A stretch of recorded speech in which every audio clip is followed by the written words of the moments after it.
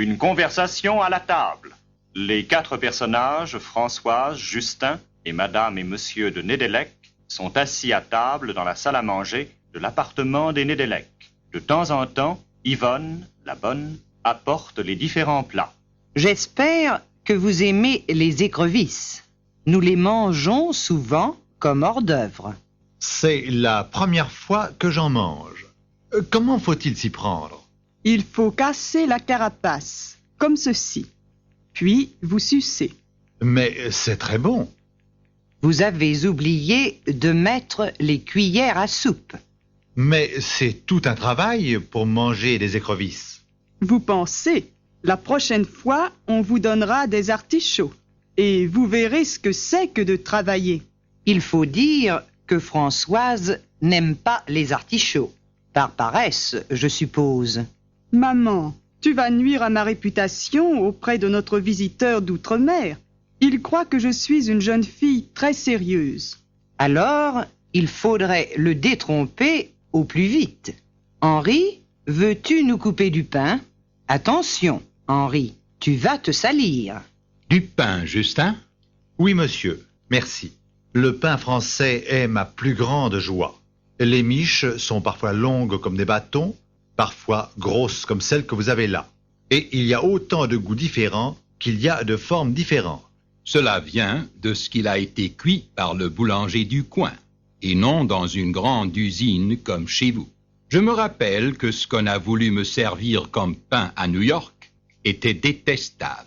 Faire le pain est un art en France, tout comme la fabrication du vin ou des fromages, de même que la gastronomie en général est très développée chez nous. En gastronomie, les Français ont des habitudes enracinées, pour ne pas dire des préjugés. Je me rappelle les protestations d'un Français à New York à qui on voulait faire manger des gaufres pour le petit déjeuner. Manger des gaufres pour le petit déjeuner? Je savais bien que vous mangiez des œufs sur le plat et du petit lard au petit déjeuner, mais manger des gaufres, ça me dépasse. Je suis sûr que vous n'aimeriez pas non plus la salade pour dames, comme on la prépare en Amérique, c'est-à-dire la laitue nature avec un petit édifice de fruits, de fromage à la crème, de noix, etc. Le tout inondé de mayonnaise. J'avoue que la seule idée de ce mélange me fait mal au cœur. Il n'y a rien à dire.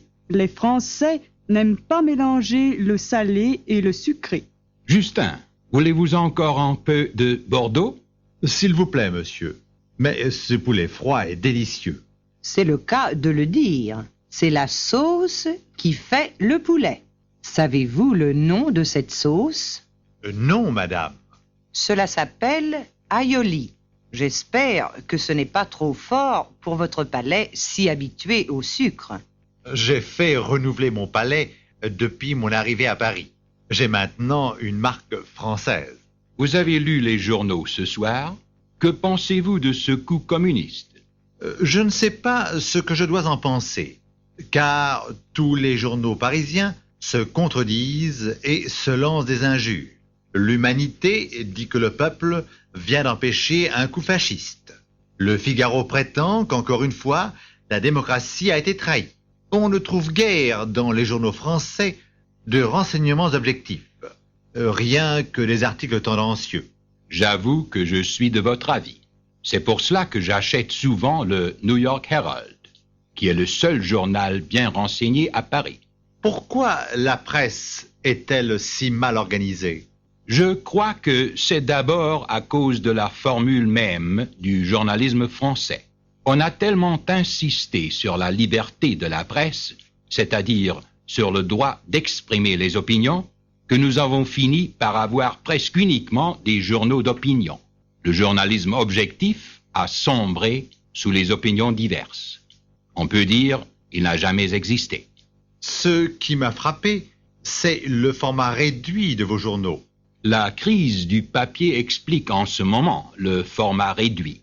Mais vous savez que le journal parisien d'avant-guerre ne dépassait pas 6 à 8 pages. Pourquoi n'a-t-on pas eu l'idée de fonder un grand journal d'information, comme nous en avons chez nous en Amérique? Je crois d'abord que c'est une question d'habitude.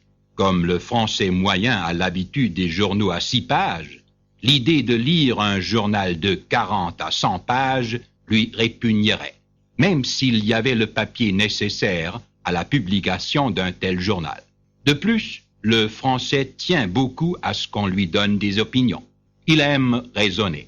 L'idéal serait d'avoir pour chaque Français un journal personnel.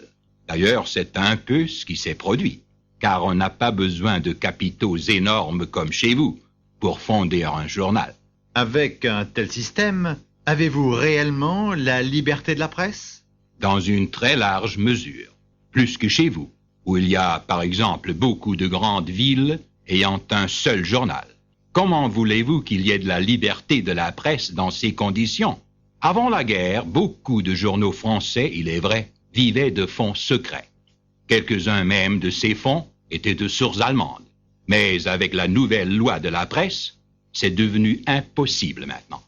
Pardon, je crois que j'ai laissé emporter mon couteau encore une fois. Voulez-vous apporter un autre couteau pour Monsieur Lambert? Il faudrait vous exercer pendant 5 minutes par jour à mettre votre couteau sur le porte-couteau, à côté de votre assiette. Yvonne prétend qu'elle n'y peut rien et qu'elle vous enfoncerait en y touchant. J'apprendrai peut-être un jour. Mais vous changez si souvent les assiettes et les fourchettes et cuillères que je me demande pourquoi le couteau fait exception. C'est peut-être qu'au Moyen Âge, on avait besoin du couteau comme arme de défense. Il y a de ces habitudes qui s'expliquent difficilement. Est-ce qu'on ne pourrait pas apporter le dessert tout de suite? Nous allons être en retard pour le théâtre. Bien sûr. Quelle pièce allez-vous voir ce soir? Françoise m'emmène voir Huis clos au Vieux Colombier. J'espère que vous pourrez me dire, en revenant, ce que c'est que l'existentialisme. Ce n'est pas la peine de lire les articles sur l'existentialisme. On n'y comprend rien et les écrivains non plus. Je me suis attaqué à L'être et le néant de Sartre. Mais l'ouvrage m'a opposé une si forte résistance que j'ai dû l'abandonner au milieu du premier chapitre. Vous verrez que Huis clos n'est pas une pièce très gaie. Il y a 3 personnages enfermés pour l'éternité dans un appartement meublé. Ce sont des âmes damnées qui finissent par se torturer et se dévorer les unes les autres. Il y a un personnage qui dit « l'enfer, c'est les autres », ce qui résume la partie existentialisme de la pièce. Ne pourrait-on pas résumer l'existentialisme en disant que c'est le problème de l'existence ramené à l'échelle individuelle? Il me semble que Gide disait la même chose dans un style plus classique. Oui, on dirait que la plupart des écrivains existentialistes se font un malin plaisir à estropier la langue française. Mais quant à Sartre, l'auteur de Huis clos, c'est différent. Et vous verrez le Vieux Colombier, ce petit théâtre sans prétention de la rive gauche, où Jacques Copeau, avec ses brillants collaborateurs de la Nouvelle Revue Française, a, pour ainsi dire, créé le théâtre français contemporain. N'oublie pas, maman, qu'il y a aussi Luc Nepot et Jouvet, mais cela nous entraînerait trop loin. Justin, il va falloir nous mettre en route tout de suite, car nous devons changer au Châtelet, ce qui allonge le trajet. Alors, au revoir, amusez-vous bien. Par une transposition proscrite par les règles d'Aristote, mais que le cinéma moderne utilise sans vergogne, nous retrouvons nos 2 jeunes gens qui attendent sur le quai de Saint-Germain-des-Prés sous l'écriteau « Direction Porte de Clignancourt ». Alors, c'est sûr que vous partez demain? Comme je vous l'ai dit, je suis censé suivre les cours de vacances à Tours. Ce n'est qu'à ce prix-là que j'ai pu persuader mes parents de me laisser passer l'été en France. Avec votre connaissance du français, il vaudrait mieux faire carrément une licence à la Sorbonne. D'accord, mais cela n'est pas possible pendant l'été. Il faudra que je revienne une autre fois dès que j'aurai fini mon bachot américain. J'ai encore une année de collège devant moi. Quoi? Vous êtes encore au collège? Cela n'a rien d'étonnant. Et les termes collège et université sont synonymes ou presque aux États-Unis. Le collège n'est pas une institution secondaire comme en France. Après l'école secondaire, l'étudiant américain passe 4 ans au collège. Si un étudiant français ayant déjà son baccalauréat entre au collège chez nous, il passe en 3e année. Alors, le bachot américain est l'équivalent de la licence française, qui prend généralement 2 ans. Au contraire, les études en France sont plus avancées et on considère que la licence est l'équivalent du grade américain suivant la maîtrise. Que d'histoire! Mais ce n'est pas avec tous ces diplômes-là qu'on apprend le langage courant. Cela est vrai. C'est pourquoi je vous suis très reconnaissant de m'avoir reçu si cordialement. Je ne me rendais pas compte, quand je me suis inscrit à cette organisation pour la correspondance internationale, que je serais reçu à bras ouverts dès mon arrivée à Paris. Une jeune fille qui se respecte aurait hésité à courir au-devant d'un jeune homme qu'elle connaît seulement par correspondance. Une pareille considération ne m'aurait pas arrêté, vous devez vous en douter, mais j'avoue que j'ai été tout de même rassuré en constatant pendant notre première course en taxi que vous étiez telle que je vous avais imaginé. Je voudrais bien connaître ce portrait moral que vous aviez fait de moi. Vous êtes bien indiscret. Je vous dirai seulement que vous êtes plus sympathique que certains Américains qui froissent toutes nos habitudes françaises.